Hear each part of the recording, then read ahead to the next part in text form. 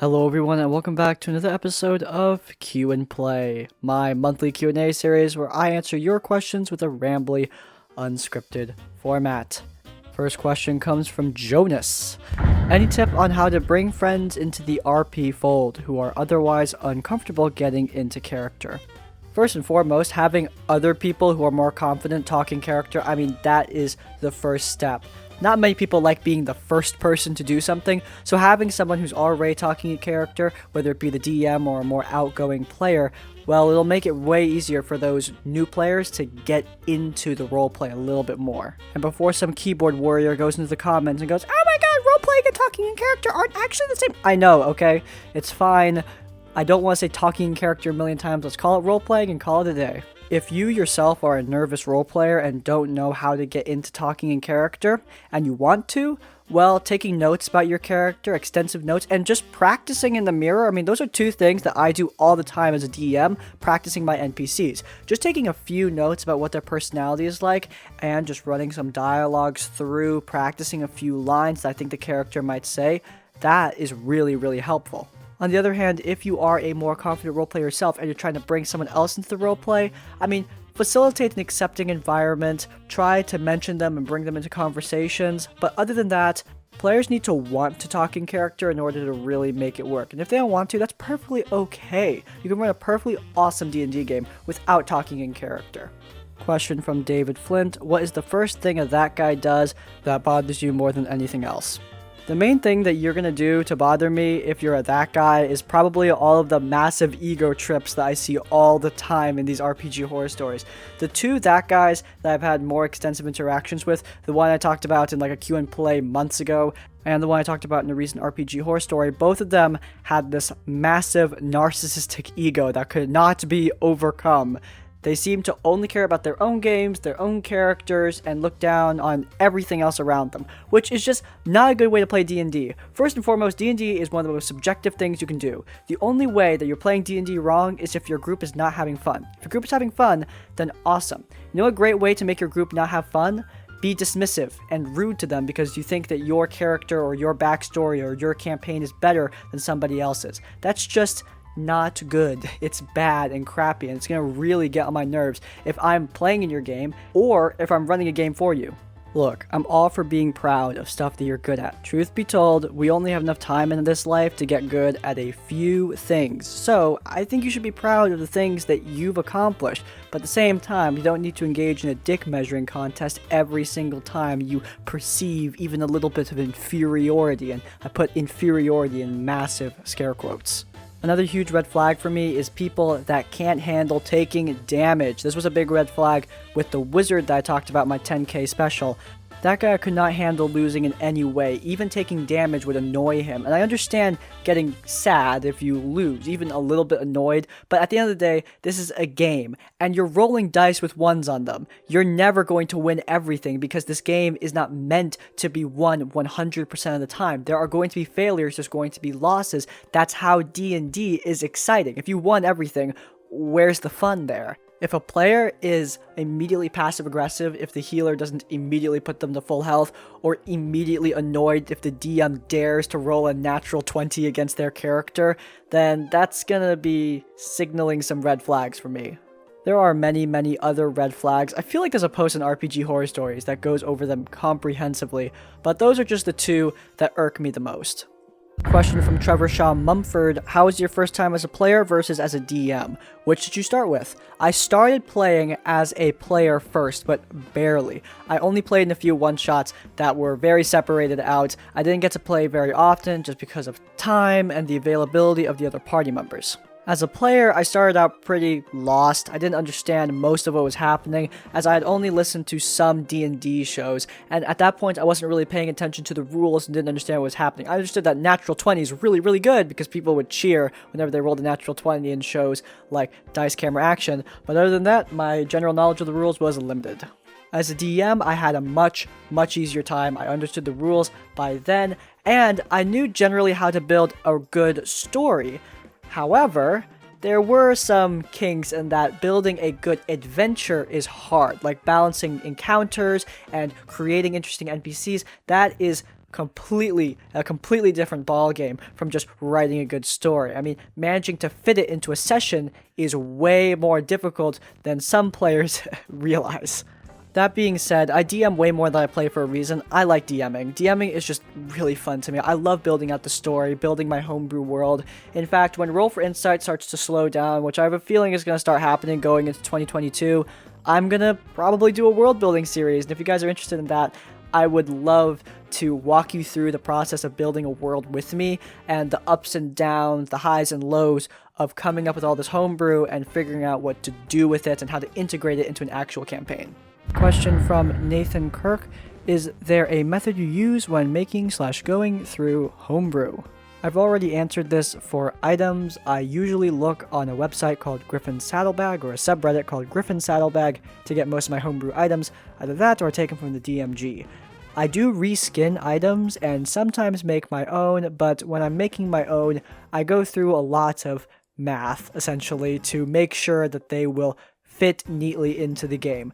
I'm a DM who really cares about combat balance. I do like combats being a nice mix of challenging and fun. OP items can prove really challenging for the former, and I don't like nerfing things mid-campaign, though my players are okay if I do that generally, but I haven't had to yet because every item I've introduced has not been a problem, so that's great. Just a little bit of math to calculate average damage of weapons and to figure out the full extent of an item's effect. In terms of monsters, I haven't talked about this before, but I really like homebrew monsters that are creative and that have multiple different things they can do in combat. I recently found a spore zombie type creature, think the clickers from The Last of Us, that can infect other people and almost strip them of their personalities by getting rid of their charisma scores. That is really cool. This monster has a variety of different actions where it can attack you by reducing your charisma score, just make a normal melee attack, and if you're down, can also try to mind control you and integrate you into the horde. That is really cool, really thematic, and a great example of what I'm looking for. One complaint I have with 5th edition Dungeons & Dragons is that the monsters, a lot of the monsters, not all of them, but a lot of them, especially at lower levels, in the monster manual, they're boring. Zombies and bandits are almost nearly identical in terms of how you'd play against them. If you place a party member in front of a zombie and a party member in front of a bandit, then the bandit and the zombie will essentially fight in the same way. They'll run at you and attack. Sure, you'll describe it differently, but there's nothing that really makes them unique from each other, even though in the story, they're very different. One of them is a living creature and one of them is undead. They should act differently and have different abilities and skills, but they don't. The zombie has a gimmick that is never used. Bandits have no skills that make them interesting, like why can't they pick up dirt and throw it in your eye or something like that? You know, something interesting to give them a little bit more oomph.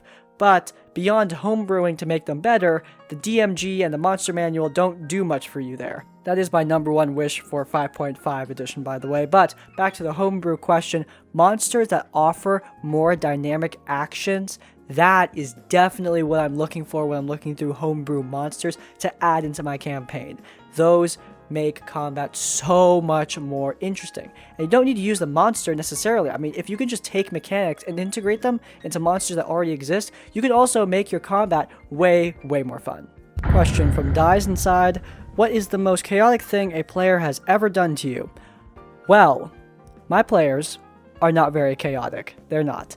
They really like the story that I'm building and generally don't really try to get in the way. In fact, sometimes they try a little bit too hard. Like, they're always thinking about why I put something in the story. Like, oh, this is there for a reason.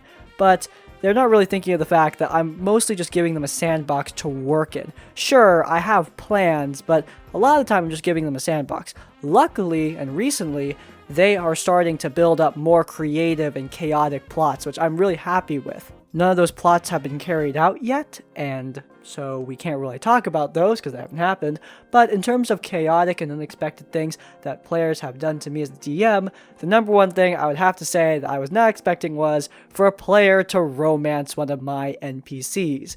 If you watch my DMPC video, I believe I mentioned it there, Kalia Solfero, my favorite NPC from my first long-form D&D campaign, was romanced by the party blood hunter Daphne.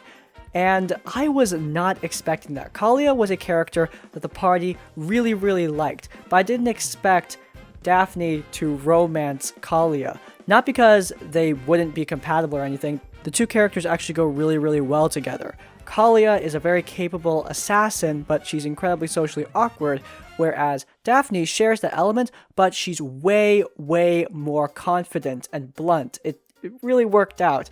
I like their relationship a lot, but I just wasn't expecting Daphne, who was played by a new player, to engage in a romance.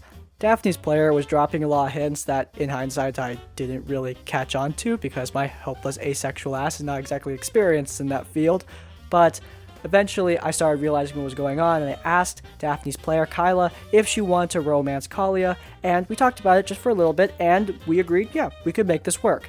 So the two moved in as friends, and they had this friends to lovers relationship that I thought was really, really cool. The party liked it. They shared a sweet first kiss as the final battle against Orcus rages in the background. It was amazing.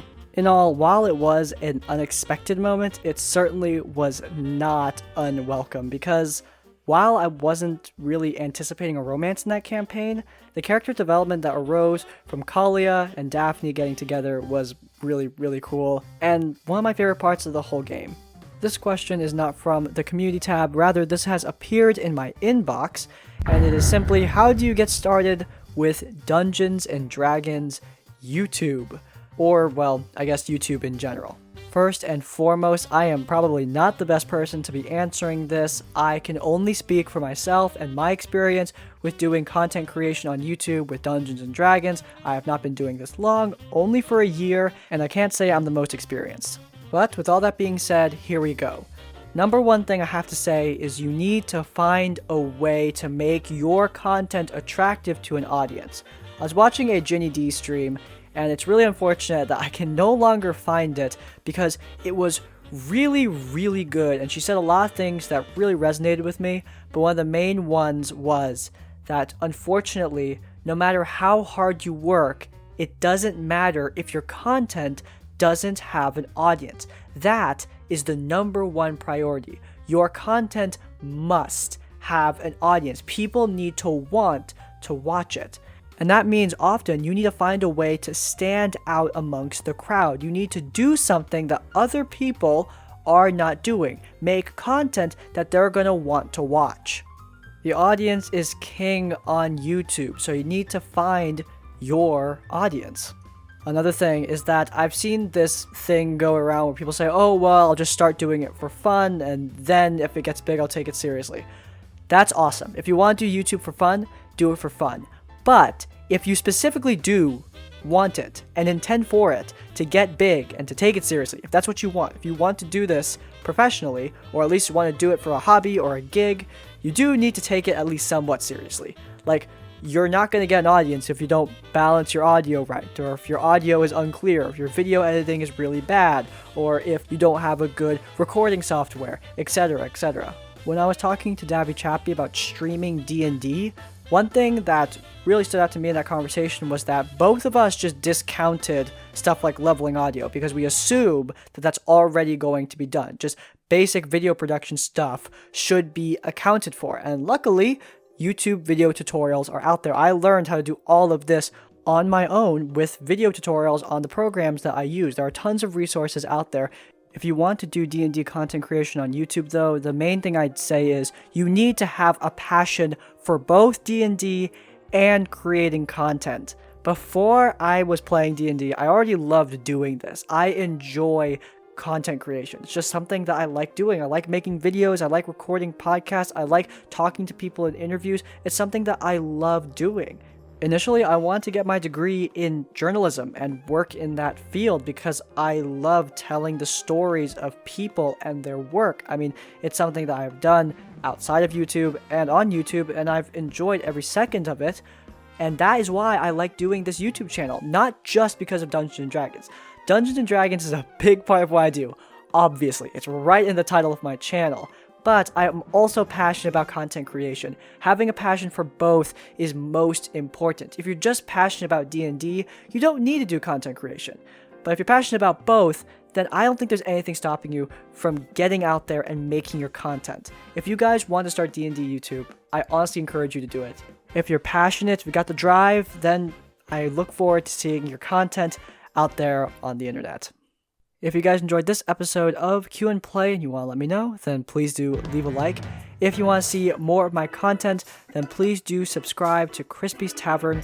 And finally, if you want to leave your own questions or thoughts, go down to the comments down below. If you can't think of a comment, leave the comment rip and tear to reference the game I'm playing in the background and to let me know you made it to the end of the video. In essence, like, comment, subscribe. I'll see you all next time. Farewell.